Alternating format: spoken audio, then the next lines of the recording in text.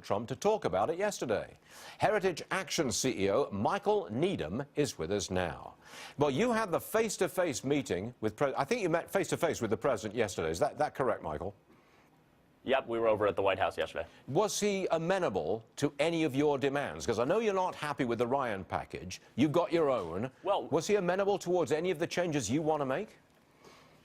I think that he showed a real openness to having conversation, to thinking about new ideas. There's going to need to be big changes to this bill. This bill keeps the fundamental infrastructure of Obamacare in place. It keeps the idea that the government from Washington, D.C. should have regulations that increase the cost of health care. It keeps the relationship between employment and tax and health insurance in place. And it also provides huge subsidies. So these are big changes that are needing to happen that are in order to make this bill acceptable. But would you need but the president was very open to new ideas. But would you need all of the changes that you just laid out? Do you need absolutely all of them before conservatives can possibly vote for this? Or are you going to stand on principle and risk not getting any deal at all and upsetting the entire legislative process?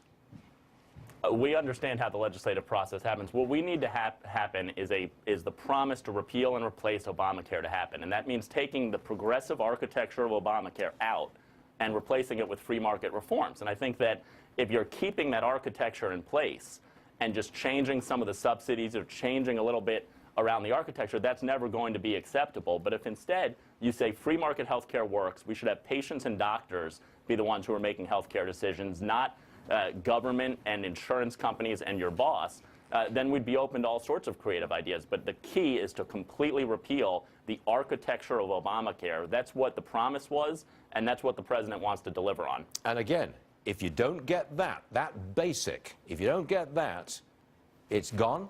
You're not going to vote for it. You'll hold it up in the House, hold it up in the Senate. Well, I mean, look, every conservative wants to get to yes, but if you're not repealing Obamacare, if you're not getting rid of the infrastructure of Obamacare, then why? How do people go home and sell that to their voters? The taxes go away, the mandates go away, the Medicaid is to some degree reformed. I mean, that's not enough. That's just not true. So the individual mandate goes away, but now there's a 30% tax if you don't have continuous coverage. The infrastructure in terms of the regulations, the essential health benefits. The essential health benefits package, the health status rating, all of this stuff remains in the bill. The idea around Obamacare was that bureaucrats in Washington, D.C. would set regulations on what is health insurance, and that they would then provide subsidies to help people buy that insurance because it's more expensive. What does Paul Ryan's plan do? It continues to have regulations. Title I of Obamacare, much of it stays in place, and then it provides a new form of tax subsidy. That's Obamacare in a different way. And so we need to take away that fundamental infrastructure, replace it with free market reforms, and we can do that in different ways, and we can have that debate. But if you're buying into this fundamental premise that it's the federal government, your insurance company, and your boss who are making your health care decisions, that's a progressive health care system that needs to be repealed. Well, you know where I'm coming from. I don't hide my light under a bushel. I want a deal.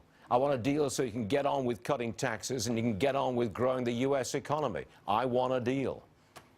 We all want that. We all want to get to yes, but it's important that when you get to yes, you're actually not just claiming that you're repealing Obamacare, you actually are repealing Obamacare. Well, the standoff continues, doesn't it? But, Michael, look, we really appreciate you being with us. You're the intellectual force that's driving this thing on from the right, and we appreciate you being here today. Thank you, Michael. Appreciate the time. Okay, sir.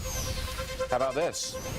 George Soros backed the groups that made up Day Without a